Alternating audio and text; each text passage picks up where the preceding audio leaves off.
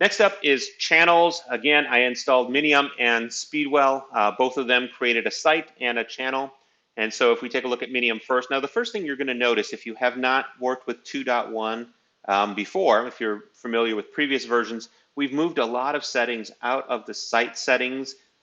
We used to have under site, commerce, settings. Now all of those are moved to the channel. And when you think about it, that makes a lot of sense if we're talking about a headless scenario, or if we're talking about plugging into something like Google Market or Google Merchant Center. We need to have these settings associated with the channel because there may not be a Liferay site involved in that solution. And so for that reason, we moved a lot of settings. Many of these settings are exactly the same. They're just moved from the commerce site level settings. So we have our name, we have our currency, which we could change if we needed to. We have our commerce site type, B2B. We can plug in a workflow on the buyer side or on the seller side during the order process. And we're going to have another video later on that spends more time on order management. We can turn on purchase order number. This is going to allow me to set a purchase order. Very useful in a B2B scenario. Wouldn't be that useful in a B2C scenario. And a new feature in version 2.1.1, a guest checkout. This is brand new. It's now going to allow us to not only put products in a cart as a guest, but we can actually go through the checkout process as a guest and never create an account in the Liferay database. So this is a new feature. And we have some other options here for shipping, for prices. And we're going to go through that in a little more detail in a separate video that really is focused on pricing.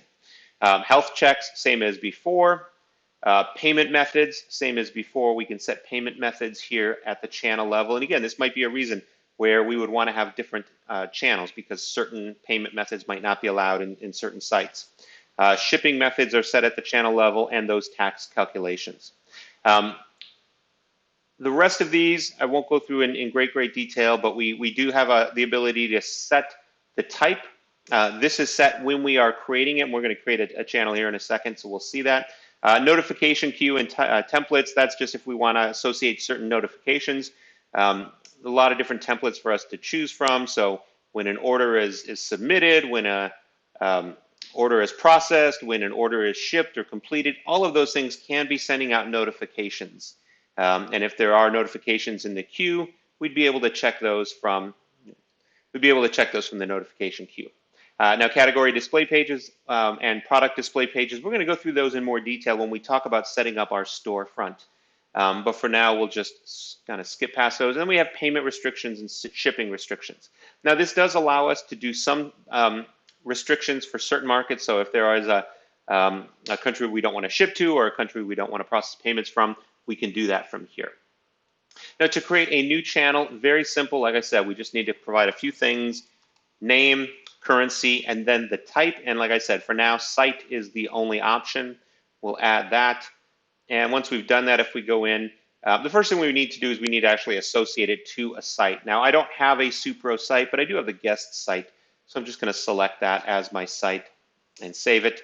The other thing that's very critical that we do early on is set the commerce site type. Is it B2C, is it B2B, or is it a hybrid type of site? So I'll just set that as B2B for now. Looking for more information on this topic or others?